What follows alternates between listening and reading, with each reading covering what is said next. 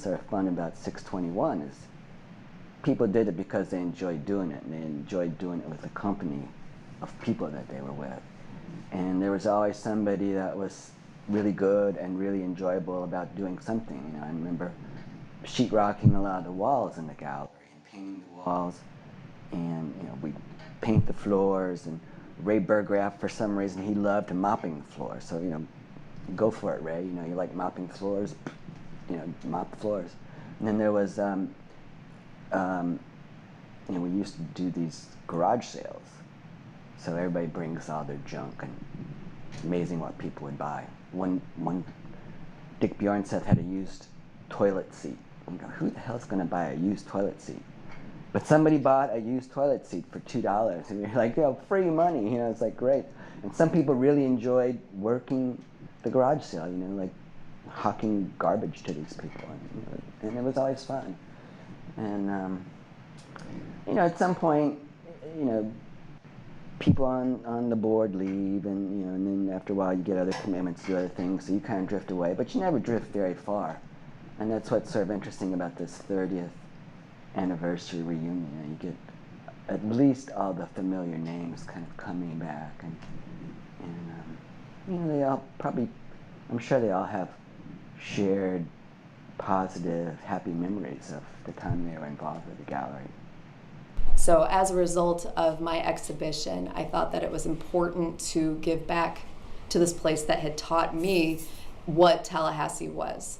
So I joined the board, and I helped in the ways that I could. I participated in our art auction, which raises money, and I learned about the governance of holding together this organization, but I never thought I would be prepared to be the president. So it was something that I was reluctant to do, and I became part of this prestigious history of talented artists and other people in the community who cared about this gallery.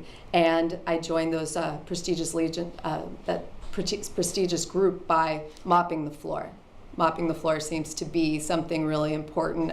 It shows that you have that humility to serve, and that you'll even do it during the hottest month in Tallahassee. Did it in August, so there should be some like little bars here that show, you know, those marks of service. So I consider this to be among the most important things that I've done with my life, and I'm encouraging other people to step up and participate in what it is to bring culture to Tallahassee. It's easy to take it for granted that every city has something like this, and it doesn't. This place is unique, and it's unique in the Southeast, but it's unique for the United States, and we need to honor that and keep it alive and have people give, whether they're giving their art, they're giving their patronage, they're giving their money.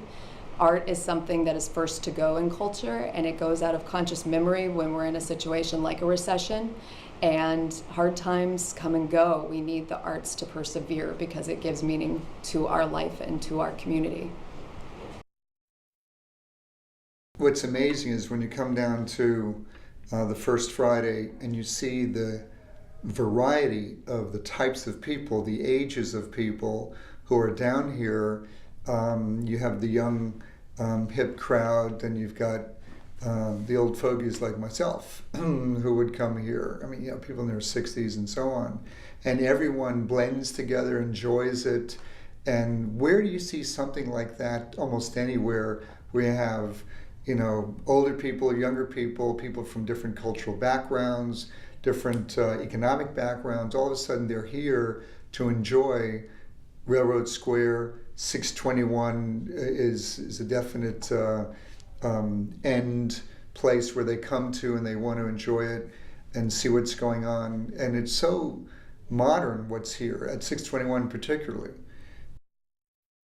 And I think that that's what I loved about working here, is working with so many different artists on so many different projects, and each exhibit was different because you're working with different people with different ideas, and the collaboration and the inspiration, and you walk away just so enthusiastic, and you're broadened with each experience, and it was the best 5 years of my life, I think, and so inspiring in so many ways.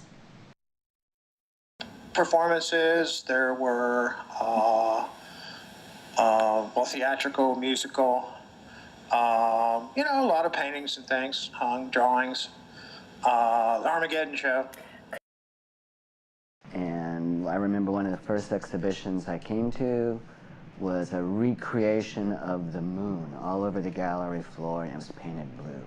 And I remember walking across that and thinking, wow, you know, this is not something you'd see at FSU, you would not see it at Lemoyne, you wouldn't see it any kind of state of Florida sponsored exhibition. It was just really, really interesting and really, really fun.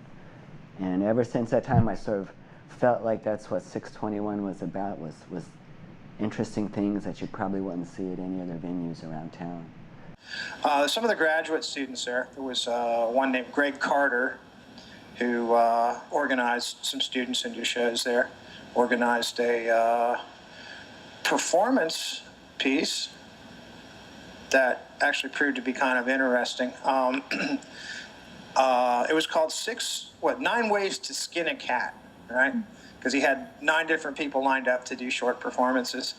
And the reason I really remember it was because on the day that the show was supposed to happen, it was like it was a Friday evening sort of thing. And I got a call from the local president of the ASPCA, and she was frantic about this show. She was convinced that what was contemplated was cruelty to animals and terrible things and killing of cats and skinning of cats and eating cats and things like that. And so I tried to calm her down. This went on for about an hour. I was like, come on, I know these people. They're not going to kill any cats. They're really nice people. Greg Carter loves cats. He has a cat, but she was unable to be convinced. She's like, well, how can I take your word for it? How do you know? What do you know exactly what's going to be in it? Have you seen it? All this kind of stuff. It was like, oh my God. So I remember that, but there wasn't any problem with that. Well, anyway, so and then we had some theatrical productions there. Are you familiar with a play called Bent? No. Okay, well, that's an interesting play. I won't go into too much detail, but this happened in the very, very cold of the winter. And there's a part of the play where the 2 of the actors are engaging in a dialogue. Actually, they're in the concentration camp in Dachau. And so they're engaging in a dialogue while they're moving a huge pile of rocks from one end of the stage to the other. So like they're stripped to the waist and they're moving these rocks, and it's 28 degrees inside the gallery. And there's like 100 people in the audience all bundled up, and these guys are walking back and forth. And then the train comes by. You know, in real life, the train comes by. So everything stops. I mean, I imagine you still do that now. But, I mean, we had a lot of plays there. And you know, just when that happened, everybody would stop, the trains would go away, and then it would start again. But here's these 2 guys. They're standing on the stage, and they're holding their rocks, and the steam is just rising off of their bodies. It was just a tremendous scene. And the other exhibition that sort of comes in my head was, he was an ex-student named Joe Dom. I think he's teaching now, or maybe chairperson someplace in Oklahoma. And he brought in one of these giant tree shredders. You know, those guys drive around with the trucks and these giant wood choppers on the back that spit trees chewed up into the back of the truck. And he had one of these giant tree shredders in the gallery, and he was throwing in old Encyclopedia Britannicas. And it was a brilliantly clean space, and even the wood shredder was all polished up and clean. And he's throwing in these books, and it would throw this sort of arcing spew of chewed up Encyclopedia Britannicas into the corner.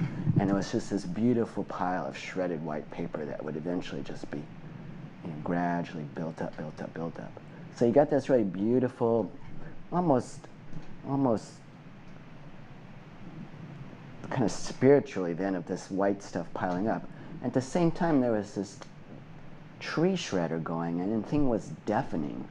So you couldn't talk, but you were just sort of experiencing this whole strange destruction creation thing at the same time. And again, that's like not, you wouldn't see that at the FSU Museum, you wouldn't see that at the Brogan Museum, you wouldn't see it at Lemoyne. It was one of those things that, that was kind of special about what you could do in 621, given the roughness of its space and at the same time the uniqueness of its space. We did have art for dinner during Linda Hall's tenure, and that was actually, art for dinner was originally Terry Lindblom's idea.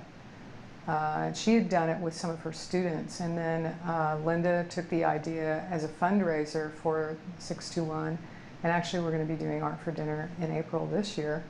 So it was a wonderful event back then, and I hope the one we have this year will be just as great. People talked about it for years afterwards because people decorated tables and had wonderful food, and lots of people showed up for it, and I think the same thing's going to happen this time too. See, one of the first shows we had was the next to the last Armageddon show. And the reason we had it was Halloween time. It was Cold War, so everybody was feeling threatened. And we made it next to the last because you wouldn't have the last one. So we had that show, and the nice part about it was you didn't have to have any lighting. Everyone brings their own flashlight, and that's the reason we did that, because there was no lighting. So then, about 1980, when I was gone, I came back and they had put in racks, steel racks up overhead, and you could clip on lighting to make that work. So then we could actually have real shows, but most of the shows were pretty short, like this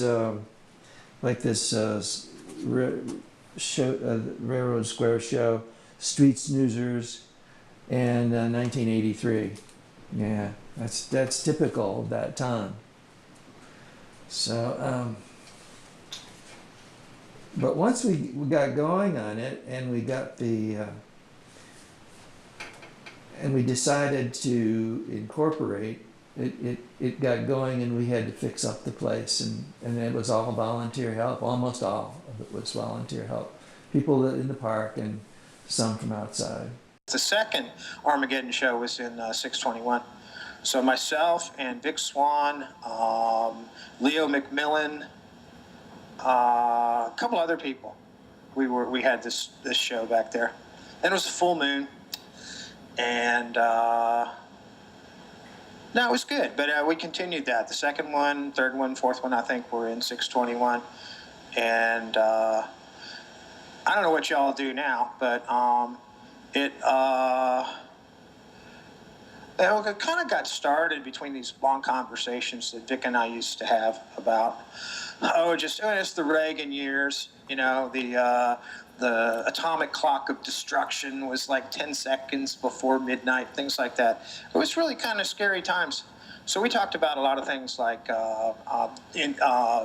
durable artwork, things that could actually make it through a nuclear exchange or a tremendous war or catastrophe or something like that. So we talked about pursuing that sort of thing. And so we came up with this idea of what an art show would be like, after the fall. So we decided, certainly no electricity, so you have to use flashlights. And that's where that came from. Do you still do that? Yes, we still light the show Yeah. with flashlights, or now sometimes cell phones. Yes. Well, anything like that. Yeah. If cell phones existed at the time, we would have considered that to be completely appropriate. Yes. But we had flashlights and different aspects like that. We for our refreshments at the shows, we offered a bread and soup line, and of course beer. Right? We'd always have big bonfire out front, things like that. We were responsible for the sculpture garden, getting the sculpture garden together, because there was a sculpture garden here. It was actually started with the fence. Charles Hook and the Mayfair. Nan had an event called Mayfair every May 1st, and it was sort of an art fair, May Day, Maypole, and I know Charles, before I was involved with it, he created this sculpture. It was Solstice, the Solstice piece. I don't think it's in the park any longer. But there was a start of a sculpture park, and so we decided to really make it into a sculpture garden. But when you have on paper all the interesting things you're doing and all the people that you've touched, it's really extraordinary when you look over the years and see some of the things that we did. It's almost a thankless position when you're doing a lot of work, like running the gallery. When I would run the gallery, I would have to mop the floors, and it would take, I think it took 3 or 4 hours to mop the floors. And so, all the behind the scenes things that you do, people know, they come to the shows and they're all hung and they're beautiful and everything looks great, and nobody thinks about all the work. And it really is a lot of work. It's a lot of work for to keep a gallery going and to keep hours and to keep people, it's a lot of work. So my current affiliation is I'm a member. For years, when you would donate to the auction, you just automatically became a member. But this year I said I'm gonna support. When my husband, Charles Hook, passed away, 621 was most gracious, and right away they gave him an exhibition, and he knew before he died that the sculpture garden was named in his honor, the Charles Hook Sculpture Garden, and it was on NPR as being the largest sculpture garden in the Southeast. And I don't know if that's true, but I thought it was kind of cool to hear.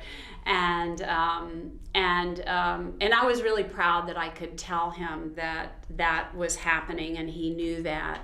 And I said, just think, years from now when we're all dead and we're all gone, people will look at the Hook Sculpture Garden and Charles E. Hook Sculpture Garden, and they'll say, well, who is that? And so it's a way to keep him in remembrance.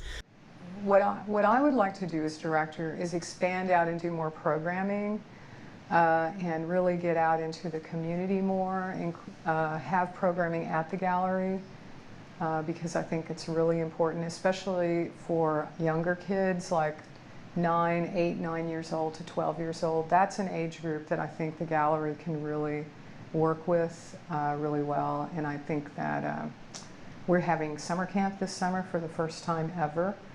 And hopefully that will go well. We're going to do it in June and August, so I'm looking very much forward to that. And the board right now is a really nice board. It's a lot of younger people on the board, but they're terrific. And the internship program we have is really wonderful and helps run the gallery. And I do want to say, when I arrived, there had not been a director for over a year. And it was miraculous that people were able to keep it open, and they worked very, very hard to keep it open for the time period that there was no director in place. So I really think that was a miracle. So I'm happy to have the job and happy to be here now. I sure hope that, in a closing note, I sure hope that the greater community, as we continue forward, realizes the value of not only 621 but the sculpture park. Tallahassee really wants public art.